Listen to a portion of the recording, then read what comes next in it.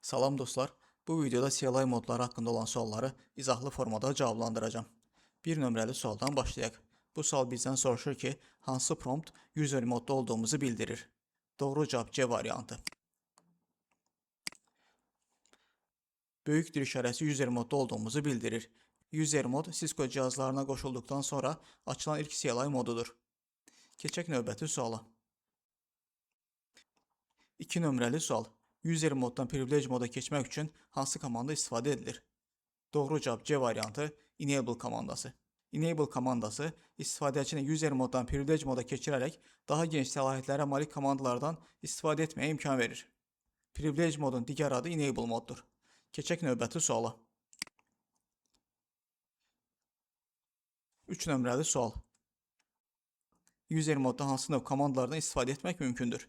User modda sadə monitoring komandaları istifadə edilir.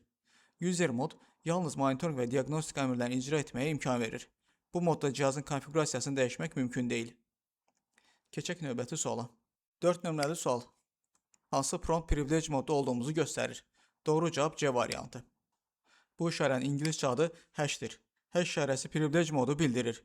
Bu modda advanced monitoring komandalarını icra etmək və konfigurasiya moduna keçmək olur. Keçək növbəti suala. 5 nömrəli sual. İstənilən konfigurasiya modundan birbaşa privilege moda qayıtmaq üçün hansı komanda istifadə olunur? Doğru cavab B variantı end komandası. End komandası ilə bütün konfigurasiya modlarından birbaşa privilege moda və ya digər adı ilə enable moda qayıdılır.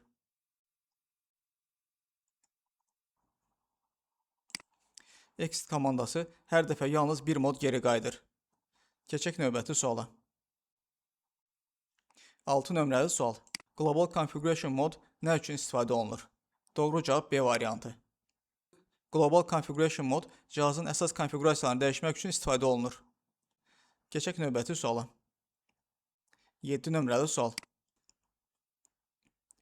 Hansı komanda ilə Global Configuration Moddan Interface Configuration moda keçmək olur? Doğru cavab B variantı.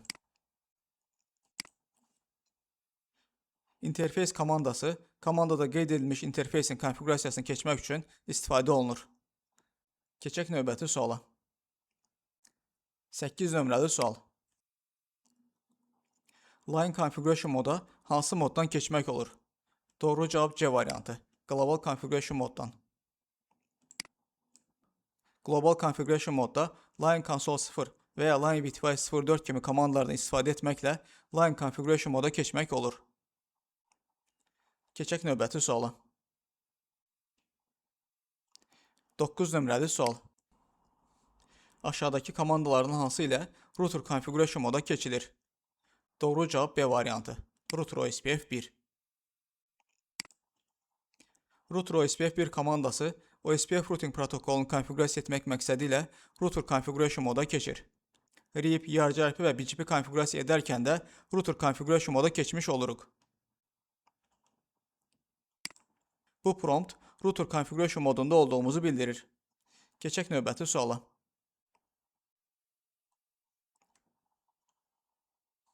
10 nömrəli sual.